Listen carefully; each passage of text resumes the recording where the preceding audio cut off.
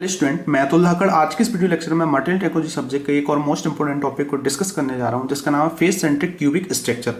इसे हम FCC structure of metals भी बोलते हैं। स्पेशली इस टॉपिक की अगर मैं बात करूं तो it is also a very very important topic for GATE, IAS और मैकेनिकल इंजीनियरिंग के जितनी भी एग्जाम है, सभी एग्जाम के पॉइंट ऑफ व्यू से बहुत इंपॉर्टेंट ये टॉपिक है। इस टॉपिक को आपको अच्छे से पढ़ना चाहिए क्योंकि एक ऑब्जेक्टिव क्वेश्चंस जो है इस टॉपिक से आपको हर एक एग्जाम के अंदर मिल जाएगा। तो ये लेक्चर नंबर 8 है जिसके अंदर आज मैं आपको एफसीसी स्ट्रक्चर के बारे में डिटेल में स्टडी करवाने वाला हूं। तो लेक्चर नंबर 7 के अंदर मैंने ऑलरेडी बताया था कि जो मेटल्स होते हैं उनके अंदर different number of crystal structures होते हैं और जिसमें मैंने आपको 3 बेसिक क्रिस्टल स्ट्रक्चर के बारे में बताया। एक होता है आपका बीसीसी स्ट्रक्चर, दूसरा होता है एफसीसी स्ट्रक्चर और तीसरा होगा एचसीपी स्ट्रक्चर। तो जनरली हमने बीसीसी स्ट्रक्चर जो है उसको लेक्चर नंबर 7 में अच्छे से पढ़ रखा है, ठीक है, जिसके अंदर मैंने आपको बता रखा है कि गेट और आईएएस एग्जाम के अंदर कौन कौन से फॉर्मूले और किससे जो है ऑब्जेक्टिव क्वेश्चंस बन सकता है। तो लेक्चर नंबर 7 को मैंने ऑलरेडी अपलोड कर रखा है, आप प्लेलिस्ट में जाके उस वीडियो लेक्चर को देख सकते हैं। और साथ ही साथ अभी तक आपने मेरे यूट्यूब चैनल को सब्सक्राइब नहीं किया है तो इसको सब्सक्राइब जरूर कीजिए क्योंकि इस यूट्यूब चैनल पर मैं आपको मैकेनिकल इंजीनियरिंग के डिफरेंट नंबर ऑफ सब्जेक्ट जो है उनके वीडियो लेक्चर प्रोवाइड करा रहा हूँ, जिससे कि आप घर पर ही सेल्फ स्टडी के माध्यम से गेट, आईएएस और मैकेनिकल इंजीनियरिंग के जितने भी एग्जाम है सभी एग्जाम की प्रिपरेशन फ्री ऑफ कॉस्ट कर पाएंगे। इसमें मैं आपको कोई भी पेमेंट नहीं ले रहा हूं और इसमें मैं आपको जो ऑब्जेक्टिव उसके बाद जो भी न्यूमेरिकल और थ्योरी तीनों चीज़ें प्रोवाइड करा रहा हूं, ठीक है। तो इसमें आज हम पढ़ने वाले हैं एफसीसी स्ट्रक्चर के बारे में, जिसे हम फेस सेंट्रिक क्यूबिक स्ट्रक्चर के नाम से भी जानते हैं, ठीक है। तो लेक्चर नंबर 7, लेक्चर नंबर 8 और जो आने वाला लेक्चर है लेक्चर नंबर 9, इन तीनों लेक्चर को जरूर आप अच्छे से देखिए और इनके नोट्स बनाइए क्योंकि आपको जनरली 2 नंबर का एक क्वेश्चन गेट, आईएएस या किसी भी एग्जाम के अंदर जरूर मिलेगा, ठीक है। तो बात करते हैं एफसीसी स्ट्रक्चर के बारे में। इसे हम बोलते हैं फेस सेंट्रिक क्यूबिक स्ट्रक्चर, ठीक है। तो जैसे कि नाम से ही आप जान रहे होंगे कि जो भी ऑब्जेक्ट होगा उसके फेस पे जनरली एक आपको एटम्स जो है वो दिख जाएगा। तो इस टाइप के स्ट्रक्चर को हम फेस सेंट्रिक क्यूबिक स्ट्रक्चर बोलते हैं। और बॉडी सेंट्रिक क्यूबिक स्ट्रक्चर में क्या था, एक एटम जो है वो सेंटर में था, तो जिसको मैंने ऑलरेडी आपको बता रखा है। तो इस टॉपिक को पढ़ने से पहले आप जो लेक्चर नंबर 7 वाला जो वीडियो लेक्चर है उसको जरूर देखिए, तो आपको सब चीजें और समझ में आ जाएंगी। तो जो फेस सेंट्रिक क्यूबिक स्ट्रक्चर होता है, आप face centric cubic structure has an atoms at each corner of the cube. तो जनरली जो भी हम सब्सटेंस की स्टडी कर रहे हैं, जो भी फुल मेटल्स की स्टडी कर रहे हैं, उसमें हम एक छोटा सा एलिमेंट लेंगे, ठीक है, जिसे हम यूनिट सेल बोलते हैं और उसी के द्वारा हम इसको समझने की कोशिश करेंगे, ठीक है। तो जो फेस सेंट्रिक क्यूबिक स्ट्रक्चर होता है, यहाँ पर मैंने एक एग्जांपल में यूनिट सेल ले रखा है। इसमें एक जो आपका एटम होगा, मतलब ये पूरा एक एटम जो होगा, इस एटम्स के अगर मैं 8 पार्ट डिवाइड कर दूं तो उनके एक एक 1/8 भाग 1/8 भाग जो है ये इसके कॉर्नर्स पे अरेंज हो जाएंगे। तो एक एटम को हमने क्या कर दिया, इसके कॉर्नर पे अरेंज कर दिया, ठीक है। और and in addition 1 atom at the intersection of diagonal of each of 6 faces of the cube.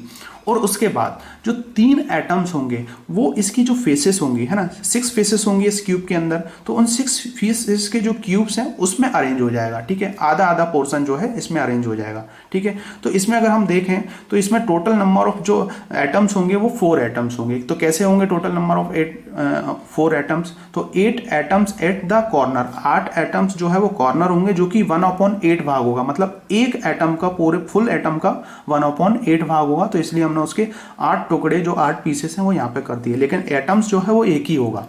उसके बाद 6 फेसेस सेंटर्ड एटम्स इंटू 1/2। तो इसमें क्या होगा, यहाँ पर जो है 6 फेसेस पे एटम्स लगे हुए हैं लेकिन आधा भाग है, मतलब जो एक पूरा है उसका आधा पोर्शन यहाँ पर, आधा पोर्शन यहाँ पर। तो 6 फेसेस है तो मतलब 3 एटम्स ये हो गए। तो टोटल नंबर ऑफ एटम्स जो है इसके अंदर 4 हो जाएंगे, ठीक है।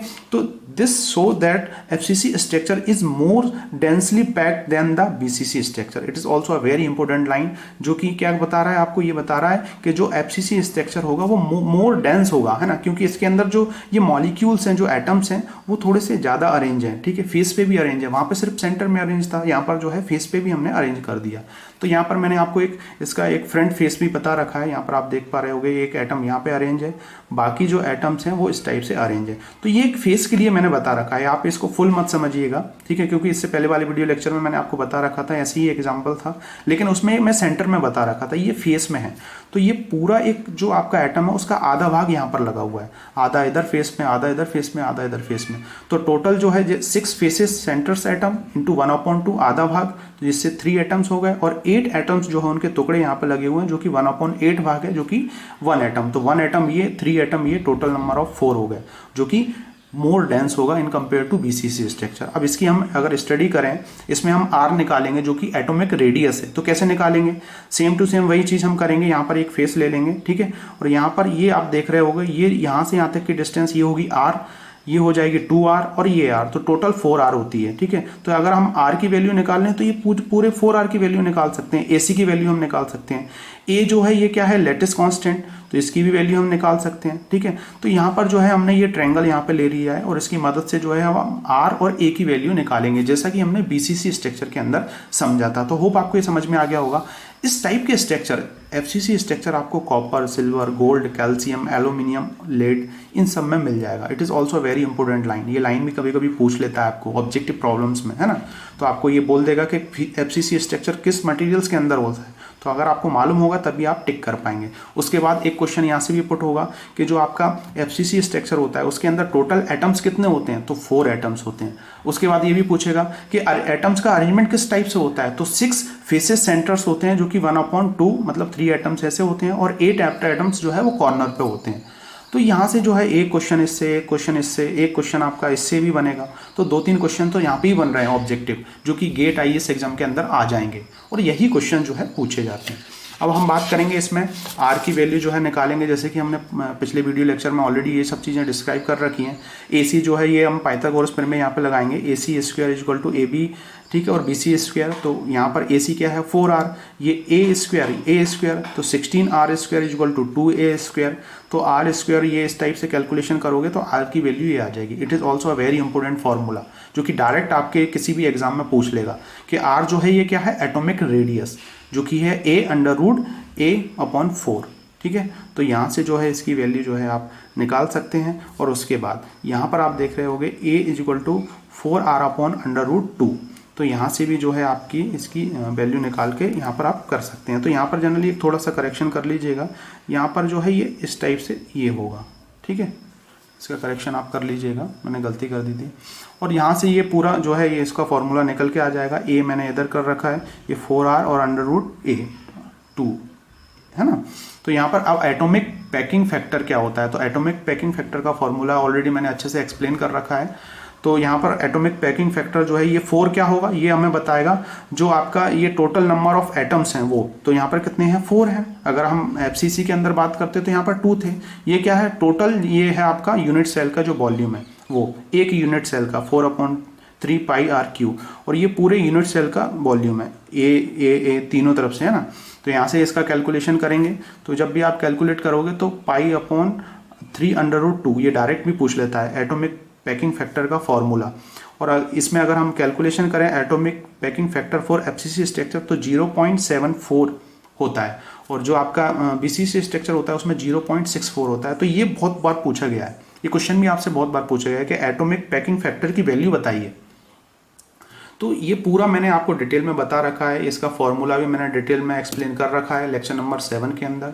तो इसलिए मेरी आपसे रिक्वेस्ट है, कोई भी आप वीडियो लेक्चर देखते हैं कंटिन्यूस वीडियो लेक्चर जरूर देखिए, तभी चीज़ों को आप समझ पाएंगे। एक के बाद एक चीज़ों को छोड़ के देखेंगे तो नहीं आएगा कुछ भी चीज़ समझ में। और अगर मुझे जैसे मैं जो भी डेरिवेशन करता हूँ, जो भी इक्वेशंस लिखता हूँ, उसमें कुछ मिस्टेक्स हो जाती है तो उसके लिए थोड़ा सा क्षमा कीजिए। मैं भूल जाता हूँ कभी कभी चीज़ों को, तो हो सकता है मिस्टेक्स हो जाती होंगी मुझसे।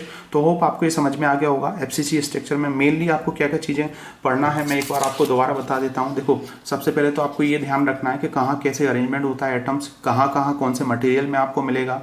एक एटम इस टाइप से अरेंजमेंट होता है। उसके बाद 3 एटम्स सेंटर्स में होते हैं, मोर डेंस होता है, 4 एटम्स होते हैं टोटल, ठीक है। उसके बाद यहाँ पे अगर हम आर की वैल्यू निकालें तो आर क्या है, ये एटॉमिक रेडियस है जिसका फॉर्मूला ये होता है। ए जो है ये लेटिस कांस्टेंट है, इसकी वैल्यू ये होती है। आर की वैल्यू मालूम है तो ए निकाल सकते हो, ए की वैल्यू मालूम है तो आर निकाल सकते हो। छोटे छोटे ऐसे फॉर्मूले बेस्ड जो है ऑब्जेक्टिव प्रॉब्लम्स आते हैं। और एटॉमिक पैकिंग फैक्टर्स जो है उसकी वैल्यू आप ऐसे निकाल सकते हो कि किस टाइप से जो है वो जो फैक्टर जो है वो पैक्ड होता है।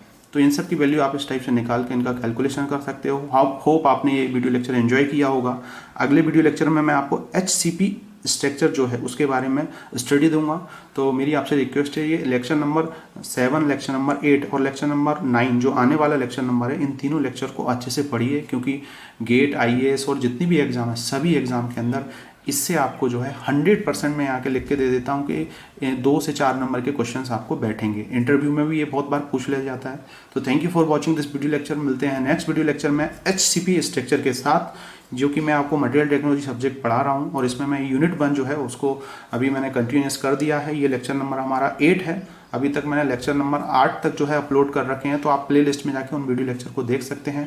और अभी तक अगर आपने मेरे यूट्यूब चैनल को सब्सक्राइब नहीं किया है तो प्लीज़ आपसे रिक्वेस्ट है, इस यूट्यूब चैनल को सब्सक्राइब जरूर कीजिए, क्योंकि ये आपके बहुत काम आने वाला है और इसमें मैं आपको फ्री ऑफ कॉस्ट जो है सभी चीज़ें प्रोवाइड करा रहा हूँ। तो प्लीज़ मेरा सपोर्ट कीजिए, कमेंट्स कीजिए, अच्छे अच्छे कमेंट्स कीजिए और मेरे साथ बने रहिए। तो thank you for watching this video lecture. मिलते हैं नेक्स्ट वीडियो लेक्चर में कुछ और इंटरेस्टिंग वीडियो के साथ।